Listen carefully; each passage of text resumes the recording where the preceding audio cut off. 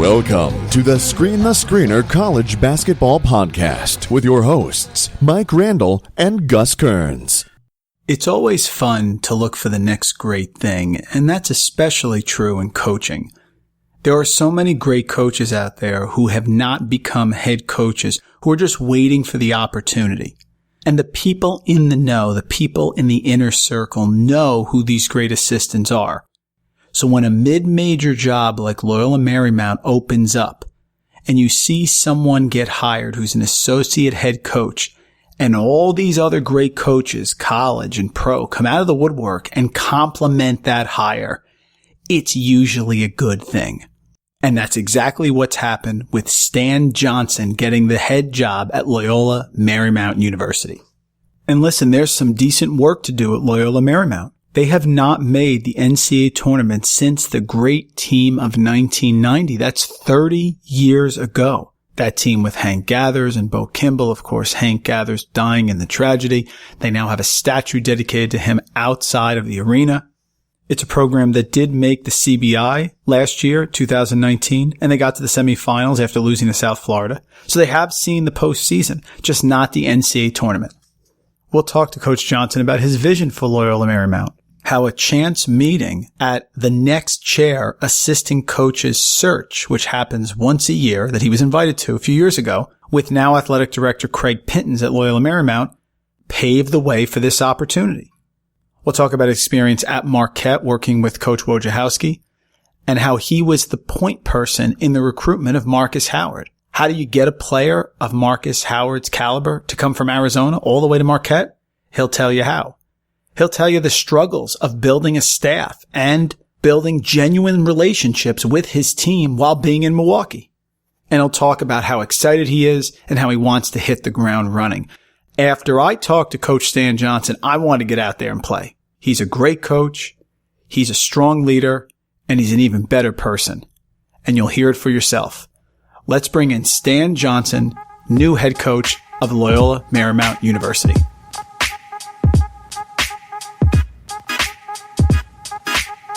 Today on the Screener College Basketball Podcast, we have a real honor. We have the new head coach of Loyola Marymount University, Stan Johnson, who has come over after being the associate head coach at Marquette. He has just been signed on by Loyola Marymount in this crazy, crazy time, and he joins us for a few minutes here on the Screener College Basketball Podcast. Coach Johnson, thanks so much for joining us, and how you doing right now? You staying healthy with the family? How are things going? Everybody's good so far. No complaints. We're healthy. We're in the house driving each other nuts. I never knew that Loyola Marymount basketball office would be located in Wisconsin in my living room, but that's what we got going on. But we're doing well, and I hope you guys are doing well as well. Absolutely. And this is what coaches do. They multitask. You know, I coached high school basketball for many years, attended a ton of clinics. So there are hardworking basketball coaches. They don't shy away from rolling up their sleeves and multitasking. So I'm sure that's what you're doing right now. And congratulations on the job at Loyola Marymount. You were the associate head coach at Marquette. You were at Arizona State, Utah. Just talk about what drew you to Loyola Marymount. And I think you're still in Milwaukee right now, actually. So talk about what drew you to Loyola Marymount, how you got the job, and really how you got to this point. Yeah, I mean, for me, I've said it on almost every interview that I've done. I've been so fortunate the last 5 years. I feel like I've had the best assistant coach's job in the country. I mean that. I'm not just saying that. I was at a great place, connected and aligned with so many great people. You know, the role that I was given, the type of kids we had here, what we were building, what we have built, and being at a school that, I mean, nobody does basketball better than Marquette. You talk about commitment. That's a place that's committed at the highest level. So for me to leave there, I've always told myself it would take something really, really special to do so, and something that really fit me as a person. And when this opportunity came, you know, there was just so many things that fit who I was, the things I believed in, and how I wanted to do it in terms of Loyola Marymount. And, you know, the vision that Craig has for our athletic department and our basketball program, align that with President Snyder's vision of what we could be, it became a place for me where I didn't have to really compromise the things that I value and believe in to be the coach there. And to me, when you have that kind of alignment and that kind of belief in a place, it makes it a lot easier to draw other people there in terms of recruiting and what have you. And then just the location of it, where it's at, it's a place that hopefully if we do our job right and we're sincere in how we connect, not only with our university and our campus, but the community at large, where we can hopefully start to really build sincere relationships, not ones that are transactional, ones that are really, really sincere, where people feel like, gosh, these guys at Loyola Marymount, this staff, they're about people. They're about the right things. They go about their business the right way.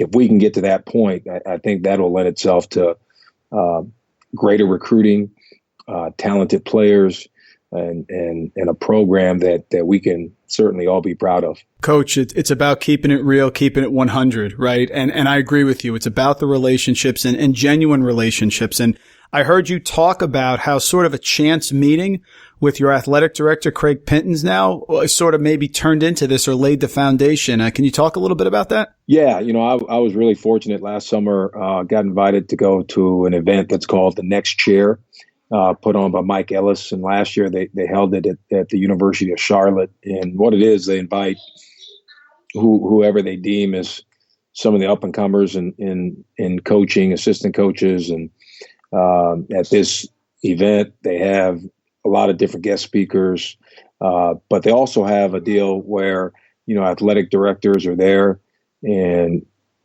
it's almost like speed dating, where all the assistants, there's probably 3 rows, and each row has a line of assistants, and right across from them, they're getting interviewed by athletic directors. And on my row, because what you do is you have 5 minutes and you move to the next person and you move to the next person. And on my row was Craig. And we had a conversation. Again, when you're in those moments and you're there, really you're there for the exercise and you're there to kind of network. I'm not talking to Craig thinking Loyola Marymount's going to have an opening in a year or whatever. But we did have a chance to meet, and we spent 5 minutes there. In total of the event, we probably spent 20, 25 minutes together.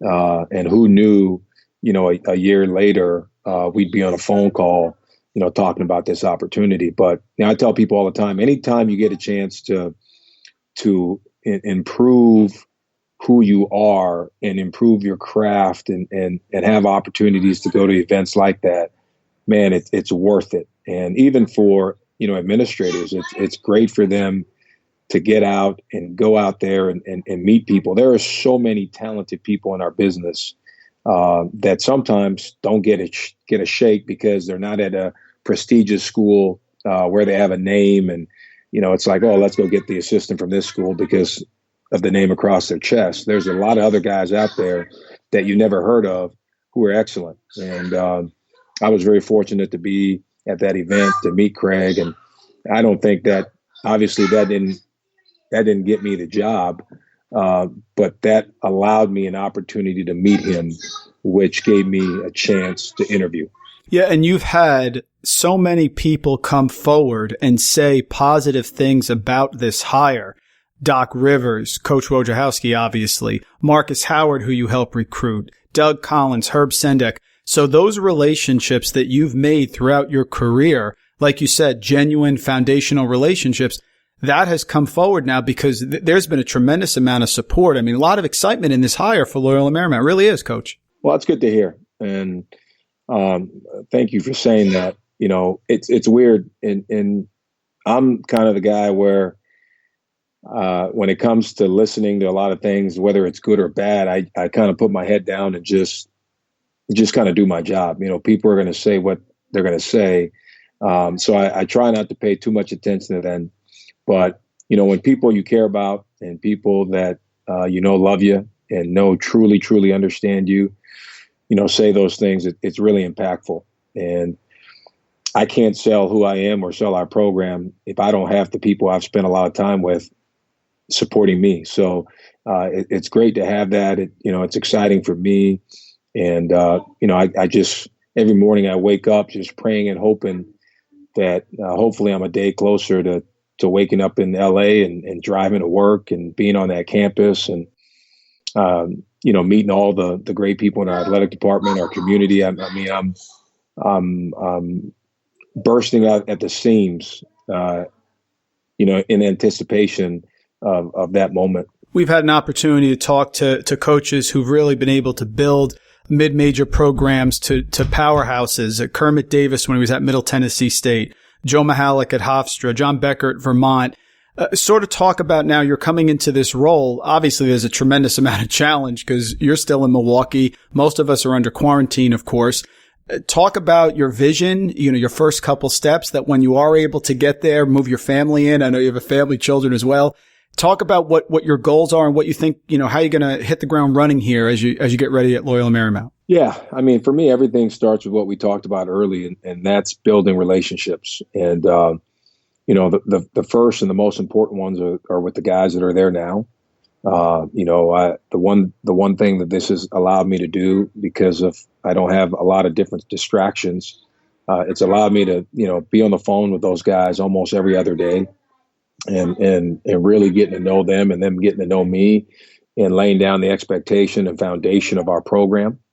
That's important. The second piece for me has been to hire a staff and to put the best staff together that we can possibly have, which will allow our guys to become as good as they possibly can be. It's all connected that way.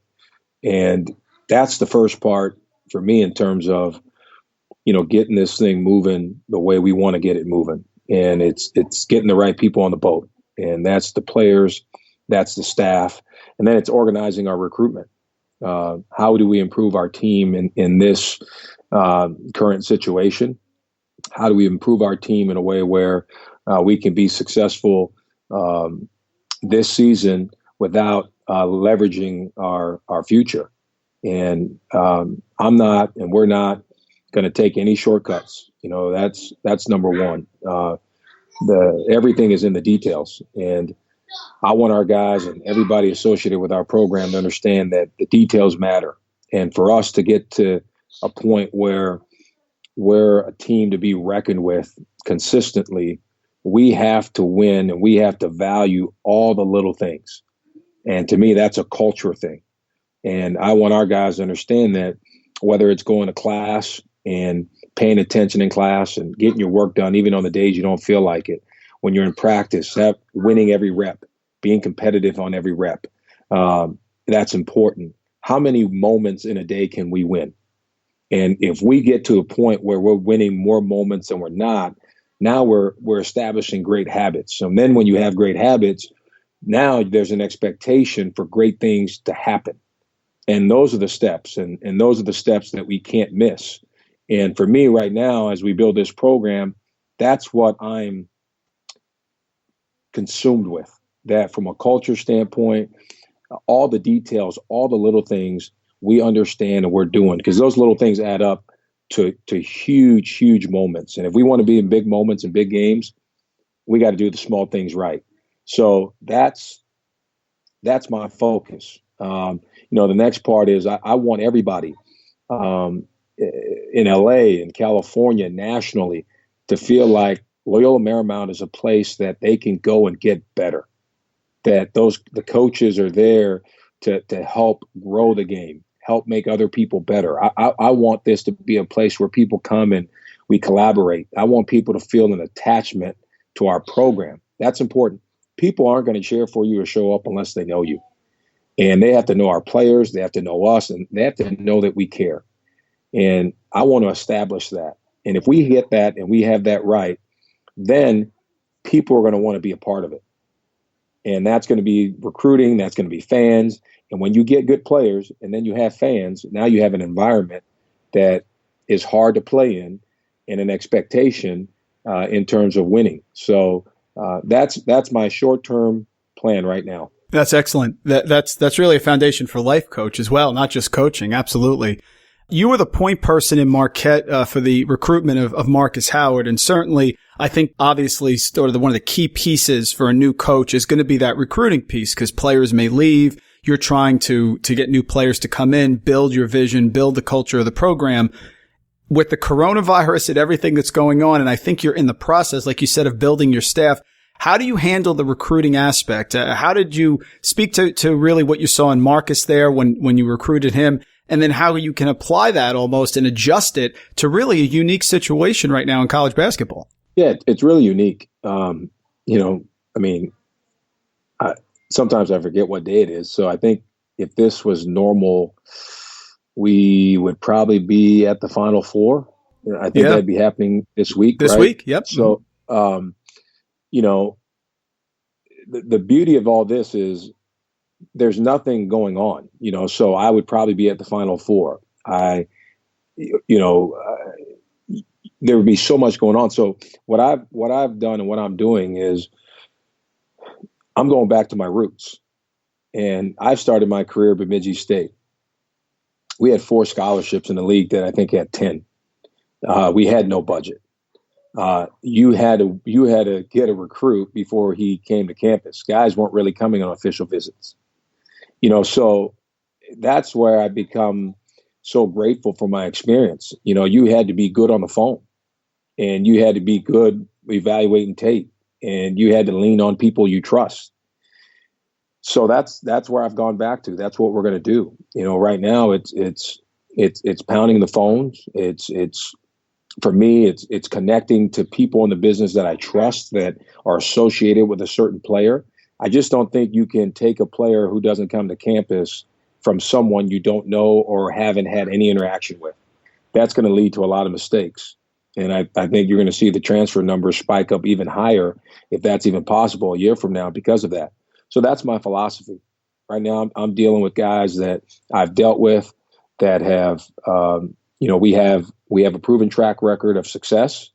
And I'm on the phone, and I'm with, I'm talking to everybody in terms of who guys are, their character, and all those things. So to me, it's old school recruiting.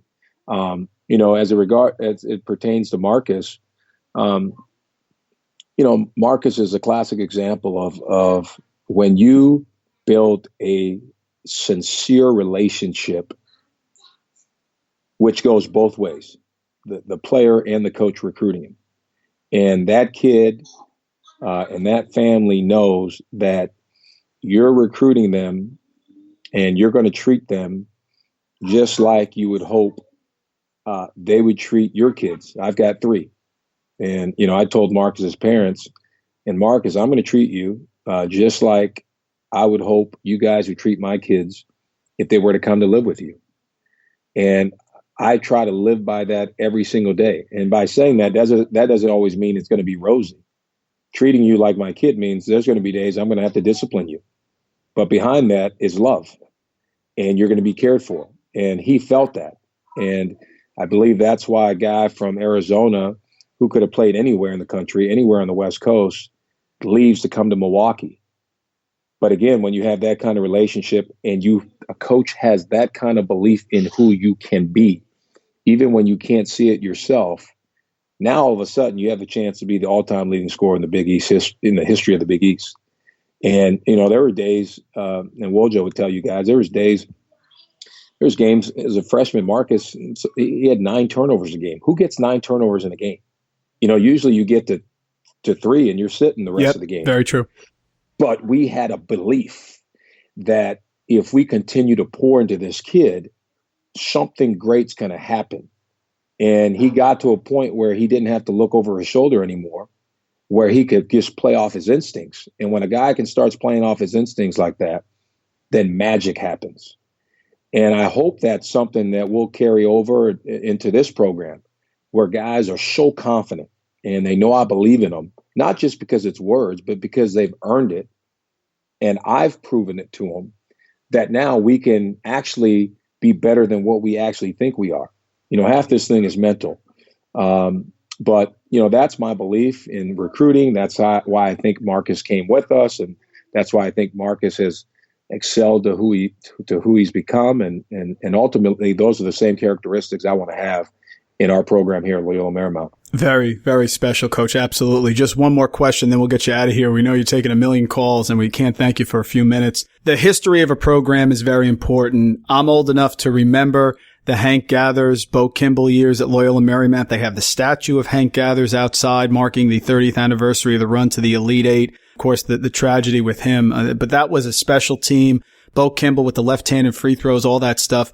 Talk about, how you incorporate that or how you embrace that here moving forward, because that was a great team. They had success 2 years ago with the postseason tournament. So talk about how that becomes part of the culture and how you use that moving forward. Well, Coach Westhead and Bo Kimball and Hank Gathers and all those guys, they did such an incredible job, right? That they've made it miserable for everybody after them. So, I mean, they set the bar so high, but that tells you how great they were, not only in their talent, but obviously their character and how connected that team was, and what a great coach he is. What I hope is, I want to make those guys proud.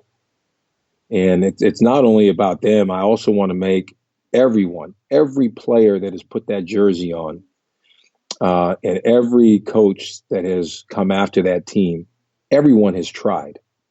Everyone has gone to work trying to lift LMU basketball to a place that everybody can be proud of.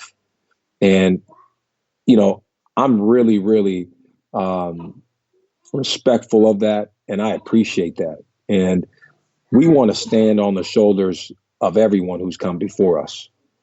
And to go where we want to go, it's going to take everybody. If people think like we're just going to get this turned around because you have a new coach, that's not going to happen. It's going to happen because, we're all tired, we're all fed up, and we all want to see change, but we all realize that change can't be done by just a few people. It's got to be done by all of us. So that's my challenge to everybody. If we want to be great, let's lock arms and do it. Come help us. I want your input. I want you to be a part of this program. I don't want to do it alone. Nothing great can be done alone. And if we have that kind of mindset and we have that kind of commitment and we stop talking and start doing, then I think we're going to create a history that we can connect to our past. I know everybody wants to start talking about some new history. I don't want to forget where we come from because it's awesome and it's who we are. But we have more, and we all can do more.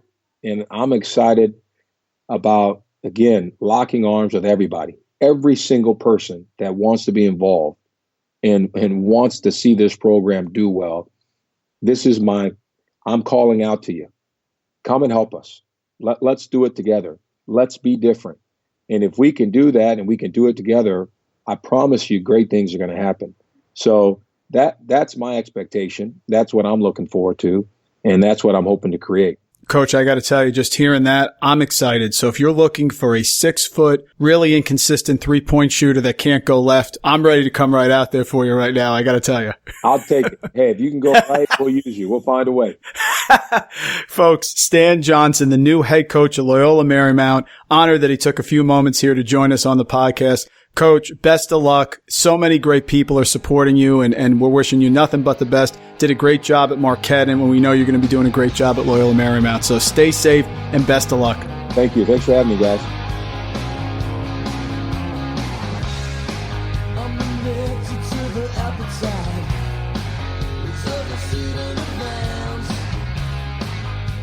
Cozy in the candlelight.